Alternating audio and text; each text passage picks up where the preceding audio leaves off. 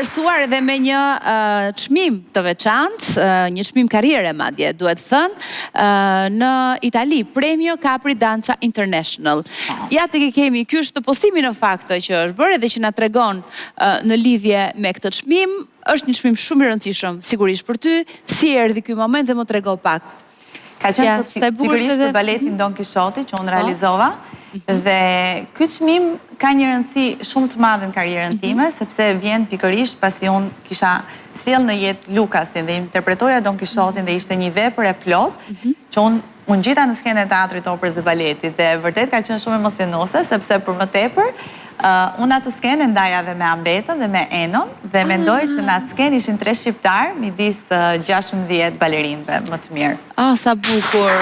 Dhe ka qenë vërtet shumë e veçantë sepse 3 shqiptarë në një skenë ku nderoheshin me çmimet e karrierës. Të tre, fantastike. Po në Itali, në Itali tashmë nami i artistëve shqiptar, balerinëve shqiptar është i padiskutueshëm, është i stër konfirmuar, apo jo? Dhe është vërtet për Shqipërinë një krenari sepse të kesh 3 balerinë shqiptar që zënë përqindjen më të madhe të balerinëve është vërtet shumë e veçantë. Është më tepër për mua, në të cilën unë këtë çmim e fitova për baletin Don Kishot, që është një balet që ka një teknik shumë të vështirë, është një balet që për një balerinë është një kulm karriere dhe pikërisht ky çmim erdhi në një moment që vërtet më bëri të ndihem krenare për punën edhe për lodhjen time.